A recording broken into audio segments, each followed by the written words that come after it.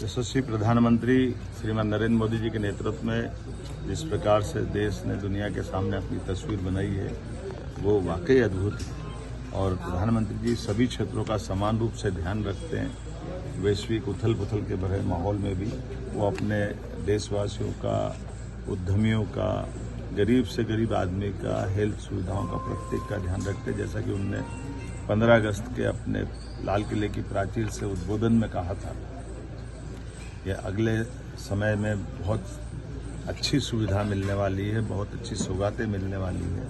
और हमने देखा 1 महीने से भी कम समय में कल जीएसटी की बैठक माननीय वित्त मंत्री जी के साथ जो हुई है, जिस प्रकार से उन्होंने अपनी चीज़ों को कहा है और अगले नवरात्रि से वो लाभ मिलने वाला है 22 सितंबर से। और कितने प्रकार का लाभ है ये गरीब से गरीब आदमी के लिए। ये हमारे लिए ज़्यादा आनंद की चीज़ है कि जो मध्यम वर्गीय, गरीब और कई प्रकार की सुविधा दिन उपयोगी में जो हर कोई व्यक्ति भी लेता है, उन सबको भी इसका लाभ मिलेगा।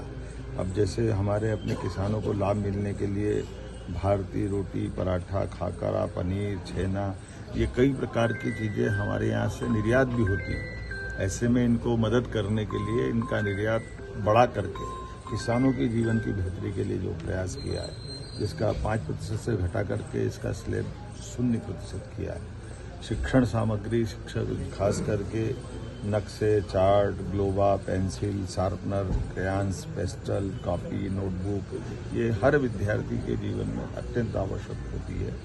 ऐसे में विद्यार्थी वर्ग को भी ये शिक्षण सामग्री की 12% से 0 की तरफ ले जाना, ये हमारे नए युवाओं की दृष्टि से बहुत उपयोगी निर्णय है। कृषि उपकरणों के लिए जैसे मैंने कहा कि कृषि सेक्टर हमारी पहली प्राथमिकता है। ये पूरे दुनिया के माहौल में भारतीय कृषि व्यवस्था को, कृषि व्यवसाय को इन आर्थिक बड़ी ताकतों से बचाने का प्रधानमंत्री जी जो लड़ाई लड़ रहे हैं, वो उनने अपने जीएसटी के माध्यम से भी वित्त मंत्री जी को निर्देश दिए। उसका परिणाम दिख रहा है।